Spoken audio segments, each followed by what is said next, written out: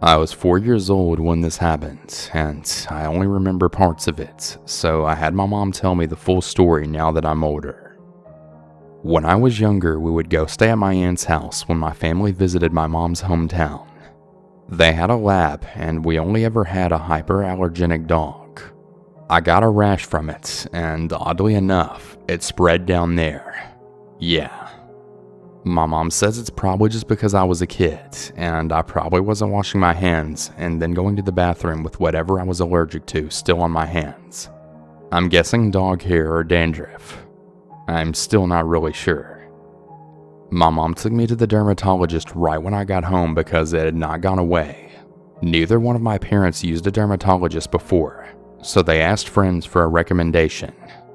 My mom is a doctor, so she did look into this guy before she took me to him. Apparently, he had a really good reputation.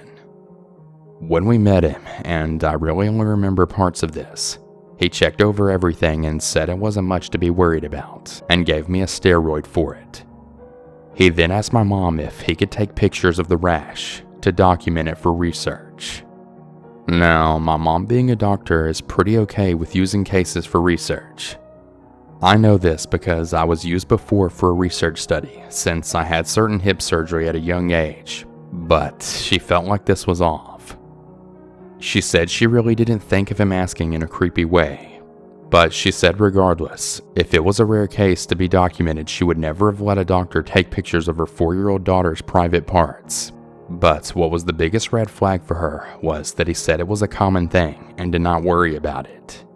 My mom being in medicine knows this means there's extensive research on it, and a picture of a common rash didn't make sense. She forgot about it and obviously didn't take me back. She had told her friends that recommended him about it, but we all kind of forgot about it. That was until we saw him on the news.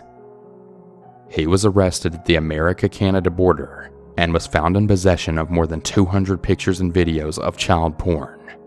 So thank you, Mom, for not always putting your trust in doctors, people who we actually should put our trust in.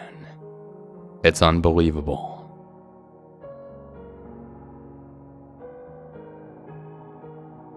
So when I was 18 years old, my mom got pregnant and went to this famous gynecologist in our city.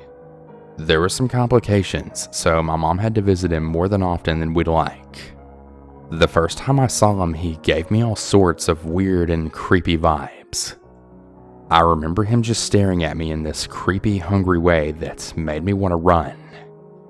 I told my parents he's weird and I don't want to be around him ever again. They brushed off my warnings, but I never had to see him again. That is until 3 years later. When I was 21 years old, it turned out I had very large cysts on my ovaries, and I needed to be put on medication instantly. My usual doctor was out of the country for month-long holidays, so my mom booked an appointment with Dr. McCrea, which I didn't realize at the time because I didn't remember his last name. I'm at the visit and my mom leaves the doctor's office to give me privacy. It's not until I'm being examined that I realize this guy is seriously messed up in the head. I know what an examination at the gynecologist is like because I had those done before. I felt utterly violated, and he was lewdly grinning down at me and taking his sweet time as I constantly squirmed and told him it's enough. He actually mocked my discomfort, relishing in it even. Then he proceeded to say that he doubts I'm a virgin like I said I was, and then proceeded to go in very explicit details on how I must pleasure my boyfriend with my hands and mouth, and probably my butt, and how good I probably am. I demanded him to stop, but he didn't listen. Instead, he continued to give me all of his filthy fantasies that he made up about me, as he wrote a prescription for me as slowly as he could. There was actually a clock in the room, and no joke, he wrote that prescription for nearly 15 minutes, talking utter filth to me. I felt completely violated and disgusted. I told my mom what happened and that I wanted to report it, but I had no proof. No witnesses, no cameras, nothing. It'd be my word against a well-respected doctor's. There was literally nothing I could do.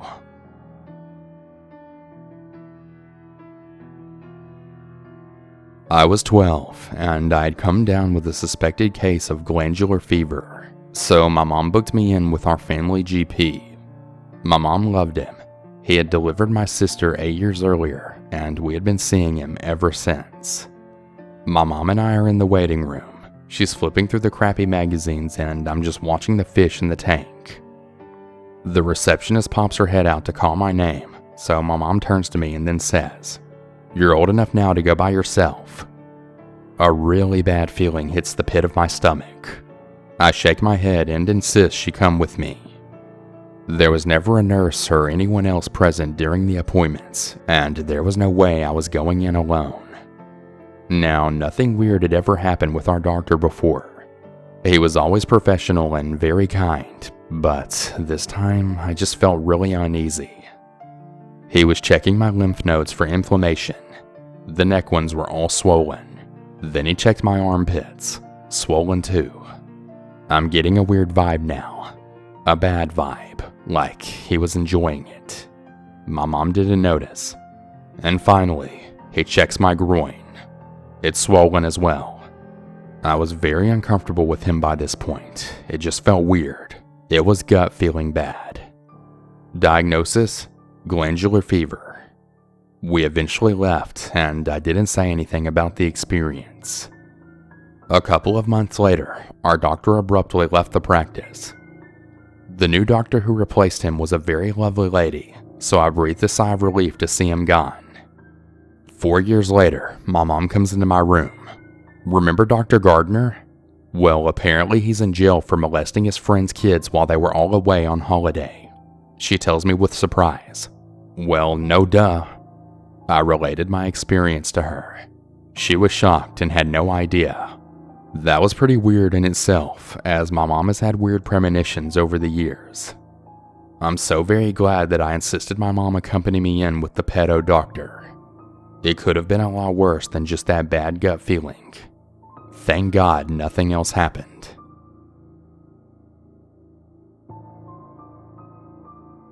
I'm currently inpatient at a pediatric hospital to receive IV antibiotics for cystic fibrosis exacerbation.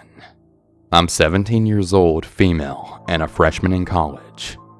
My mobility assistant service dog, an approximately 70-pound black male golden doodle, is staying with me. Before I go to bed every night, I take him outside to use the bathroom and sniff around a bit. The area that I take him to is off to the side of the hospital, with a small patch of grass and a tobacco-free seating area. It is mildly lit, but typically empty. You have to walk down a ramp and across the side of the hospital to reach it. I'm on 24/7 medication and fluids, so I'm usually always attached to an IV pole. When I leave the floor, I'm required to wear a bright green pass that has my room number on it. Tuesday night, my friend was with me as I gave Hamilton, my dog, his little bathroom break. A man in a bomber jacket and blue jeans was sitting in the area, smoking. He seemed to be watching us very intently, but I was with both my large dog and my friend, so I wasn't too concerned. Wednesday night, I went out earlier than usual, and I didn't see him. Last night, however, he was there again. As soon as I arrived to the area, he made a phone call in a hushed tone. Minutes later, another man showed up. They sat together and both were watching me very intently for a few moments, until another young woman happened to walk through the area. I was getting relatively nervous, so I used that as my chance to leave. Both men immediately stood up as I started to leave and then followed me up the ramp. At the top of the ramp, a security car was parked nearby, and a couple of security guards were standing there talking. I'm assuming the men either turned around or went into the parking garage at that point, because I didn't see them enter the hospital, and the only other exit off the ramp is to the parking garage. Tonight, I went outside again, later than usual. The man wasn't at the bottom of the ramp in the area that I go to, so I thought I was in the clear now. I let Hamilton have his bathroom and sniff break before walking back up the ramp. As soon as I stepped off, and I mean as soon as I did, I then heard someone about 15 feet behind me. It was the very same man in the bomber jacket coming from the parking garage. He was carrying something small and narrow. I believe it could have been a knife, but I really don't know. Nobody was in the vicinity, so I sped up. Every time I looked back, he immediately made eye contact. If I ever sped up, so did he. At one point, my IV pole got stuck on part of the sidewalk, so I had to stop and lift it. The man picked up his pace, almost jogging now. My dog heard this and turned around. I'm sure that my dog picked up on my nerves, and he then assumed a big intimidating stance that I read as, "Hey buddy, you really don't want to come any closer." He didn't growl, bark, etc., but just stood there and stared intensely at the man while I lifted my IV pole. The man then ducked behind a pillar for about 10 seconds as I told my dog to leave it, and we made our way as quickly as we could to the hospital doors. However, I didn't want the man to follow me to my room, so I stopped right outside the doors to the actual hospital.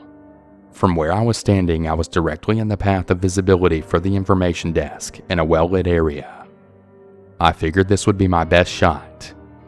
The man stopped behind me and just waited for about a minute. The girl working at the information desk just looked up at us, and the man turned around and walked into the hospital. He walked past me, maintaining eye contact through the glass as he passed, turning his head to do so. I finally entered the hospital, and he was walking very slowly down the hallway, constantly turning back to look at me and stopping every few steps. Luckily, the lobby was relatively busy, and the pediatric unit that I'm on is locked. I was able to get into the elevator and shut the doors before he could get in with me. I spoke to my nurse, and I'm going to change the time and location that I go outside. However, he may know my room number, and I'm very nervous that he'll somehow sneak into my unit. I really hope nothing else happens, but I'm really scared. I've had a severe case of agoraphobia since I was 6 years old. I'm now 19 years old, and I'm a female. It was 2005/2006 at the time of this story. In the country I live in, there was really no psychiatrist for kids, only regular doctors, but they weren't helpful anyway. Nobody knew what was wrong with me until 2012 when I was diagnosed. So me, my parents, and the rest of the family were desperate, and we felt pretty helpless. Then someone my parents knew pretty well informed us to see a hypnotherapist in a few towns away from us. We went, and we met the man. He was in his late 60s, early 70s, and he seemed so nice, understood me, and didn't think I was a nut job. Anyway, I saw a salvation in him and kinda looked at him as my grandparent. There were definitely some red flags, of course, but as a 6-year-old child, I missed all of them. My mother was always afraid of him because he would always insist on doing the therapy alone with me in another room while she waited. The first few therapies were okay. Not very helpful, but okay. That is until one day, I asked him, already lying in his couch, to go to the toilet, to which he replied with, "Do you need to pee or poop? Which is it?" Sure. It was a weird question, but I thought he had asked it to know how long I'll be in the toilet. Boy, was I wrong. I answered that I needed to pee, and he put his fingers down my lady parts. This got me so confused. I still, of course, had no idea about sex, but still felt weird. I didn't tell my parents. I cried a lot, but I thought that I needed to suck it up because I will no longer be afraid and have panic attacks. Since then, he didn't do it anymore. Thank God. He called my parents on a regular basis when he came home, actually asking them to let me go on a vacation with him, which of course they politely declined. A few years later, he was arrested for child pornography, and apparently he did some unspeakable things to a few boys. It all clicked in my head, and I told my parents everything. We went to the police, gave statements, and that was it. He died in prison of natural causes. Even though you're now dead, I really hope and pray we'll never meet in the afterlife. What a sick, disgusting man. When I was around 20 years old, I was hospitalized due to immunodeficiency for multiple infections, including one that had to be surgically removed. A lot of crazy stuff happened during that visit, including being misdiagnosed with AIDS and a flesh-eating bacteria. This was at one of the best hospitals in the USA, but this was by far the scariest thing that occurred during my stay. One night at about 3 a.m., I think, one of the nurses came in. I woke up because I had slept a lot that day, and the bright lights in the hall were really bothering me. It wasn't my normal male nurse, but an older woman, maybe mid to late 40s. I had never seen her before, and she looked very severe. She didn't acknowledge me at all when I greeted her and asked her questions. Just finally said, "Time for your medication," or something like that. I tried to be respectful that she didn't want to talk and just face forward again. Also because it hurt to move, but I noticed that she had a much larger volume syringe than usual.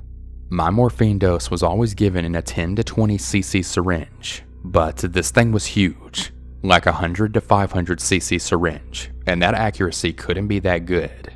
So I turned my head again and asked what my dosage was and if she was sure she had the right person. She ignored me, and I then continued by saying, "Because I think maybe normally my dosage is a bit lower. Would you mind double checking?" She only said, "Go to sleep. This will all be over very soon." Then injected the medication and left. I was kind of out of it. I was just so used to all of this stuff going on around me that I figured I was mistaken. I tried to go back to sleep, but even before the medication hit me, I felt like there was something really wrong. I thought about kinking the IV line, which would cause the alarm to go off, and forcing the issue, but I just told myself to calm down and try to go back to sleep. They do this for a living after all, and it was probably just the change of nurse that was bothering me. So after a time, I don't really know how much time exactly, I start to feel more genuinely and undeniably weird.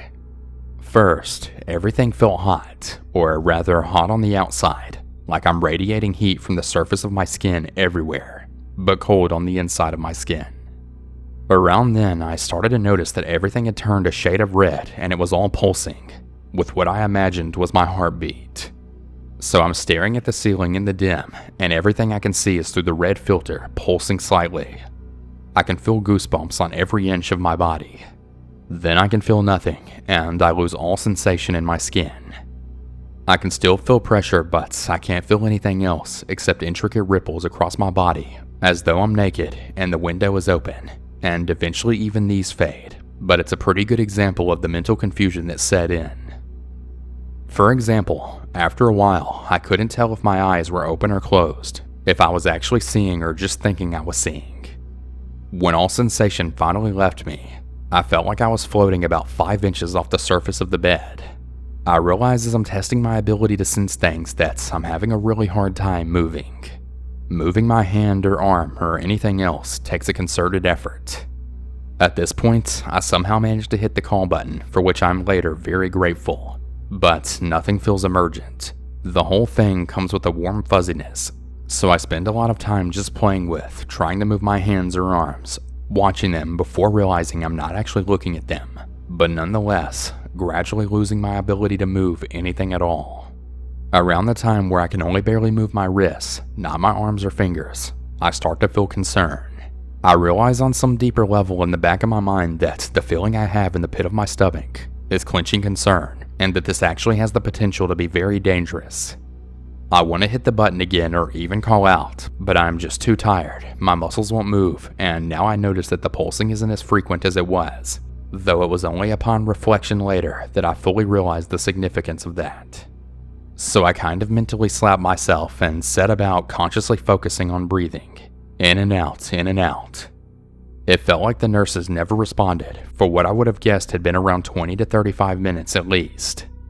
But suddenly, as if in slow motion, it seemed like a lot of things happened all at once. There had been this growing tension in me. If I could have flexed every muscle in my body, I would have been. I was fighting something very hard. And then my nurse came in. My male nurse, whom I thought was out for the night. The moment I hear the door open coincides with a sudden release of all the heavy mass that had settled over me. It was like a soft, heavy blanket that wouldn't let me move. I suddenly sat up and projectile vomited into the bathroom next to the nurse who was just walking in. After that, I could finally move. I wasn't even able to speak until after a few minutes. My nurse seemed relieved, to say the least.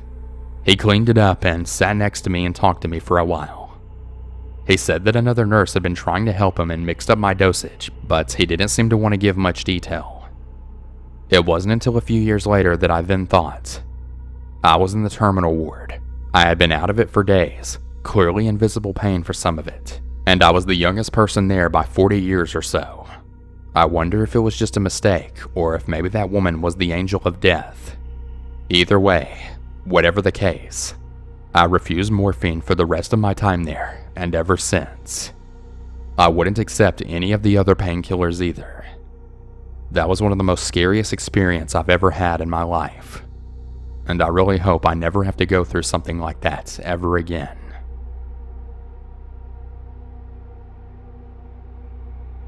Around this time last year, I was at the hospital. I had cartilage from my knee grafted to my ankle, so I had a knee the size of a football, and my ankle was broken and bolted back together. The hospital was occupied to the last bed, so I shared a room with 2 older men on the urology instead of the surgery ward. There was only one night nurse for up to 20 rooms, so she barely checked on us more than once a night. It was my second night of 7 nights. Usually I have a very light sleep, but I was drugged up to no end with painkillers, so I slept like a rock. At around 3 a.m., I woke up to a light hitting my face. I thought that it was the night nurse coming to empty the catheter bag of one of the other men. I turned my head to look over, but there's no one in our room. I'm still half asleep, dizzy, and can't quite focus, but I can see a shadow on the wall coming from the room's door. I turn my head again, and there's someone standing in the door, slightly rocking back and forth. It takes me another minute to focus, but there he is. An old man, skinny as crap, in a Johnny shirt. He notices me, stares at me, and then he does that thing when you put your finger on your lips as if to be quiet, then takes a step back and slowly closes the door.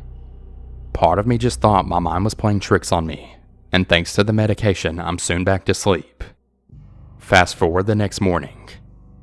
The nurse comes in and I ask her if there was someone lost last night. She tells me there was this old guy straight out of surgery that had a paradox reaction to a drug.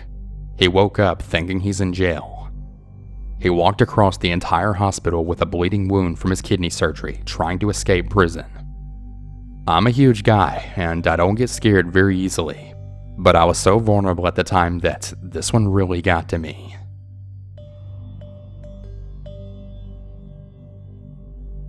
Hey everyone, I hope you enjoyed today's video, and if you have your own personal scary story, be sure to submit that to my subreddit at reddit.com/r/southerncannibal or to my email at southerncannibal@gmail.com. I'm always looking for new stories. And before we bring this video to a close, I just want to shout out all of my $5 or more patrons, as well as my $3 or more patrons featured on screen.